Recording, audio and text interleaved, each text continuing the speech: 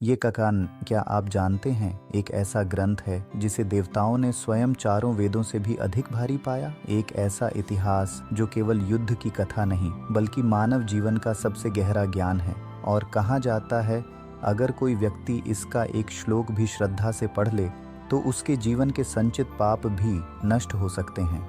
आज हम जानेंगे महाभारत की वही अद्भुत महिमा। पिछले अध्याय में संजय ने धृतराष्ट्र के हृदय में बसे अग्नि समान शोक को काल तत्व के ज्ञान से शांत किया। और आज हम जानेंगे उस ग्रंथ की महिमा जिसे स्वयं वेदों से भी अधिक भारी कहा गया। सूत जी कहते हैं, संजय ने यह सब कहकर शोक से व्याकुल राजा धृतराष्ट्र को शांत किया।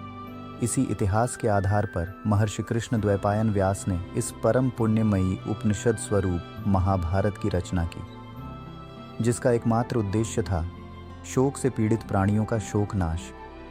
महाभारत का अध्ययन अंतःकरण को शुद्ध करता है।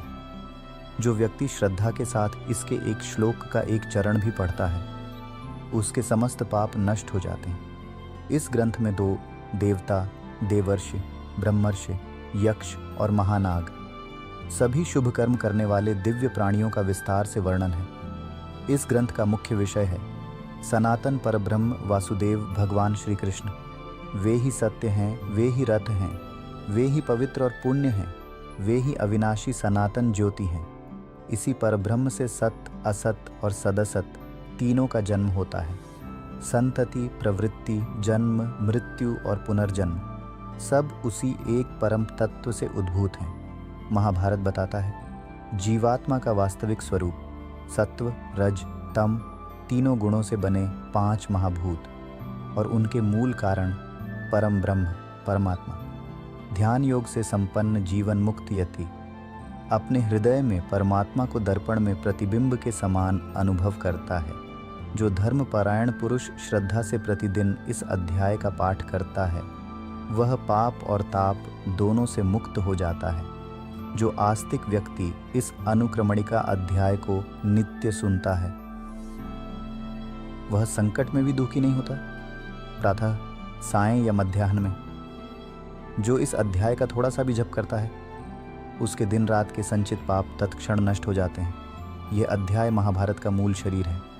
जैसे दही में नवनीत, वेदों में उपनिषद, चौपायों में गाय, वैसे ही इतिहासों में महाभारत सर्वश्रेष्ठ है।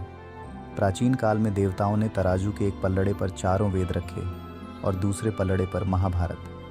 परिणाम चौंकाने वाला था। महाभारत वेदों से भी अधिक भारी निकला।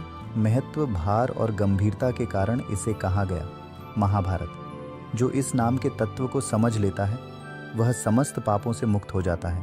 तप, शास्त्र अध्ययन, वेदोक्त कर्म और धन सब तभी पवित्र हैं जब उनके पीछे भाव शुद्ध हो। दूसरे के अहित के लिए किया गया पुण्य भी पाप बन जाता है। इसीलिए कहा गया है महाभारत सिर्फ एक इतिहास नहीं, यह मानव जीवन का दर्पण है। इसमें धर्म भी है, अधर्म भी, ज्ञान भी है और मोह का अंधकार भी। और शायद यही कारण है कि हजारों वर्षों बाद भी महाभारत आज भी हमारे जीवन को मार्ग दिखा रहा है। अगले अध्याय में हम इस महान ग्रंथ के और भी गहरे रहस्यों को जानेंगे। तो इस यात्रा में हमारे साथ बने रहने के लिए चैनल को सब्सक्राइब करें और इस वीडियो को अपने मित्रों के साथ साझा करें।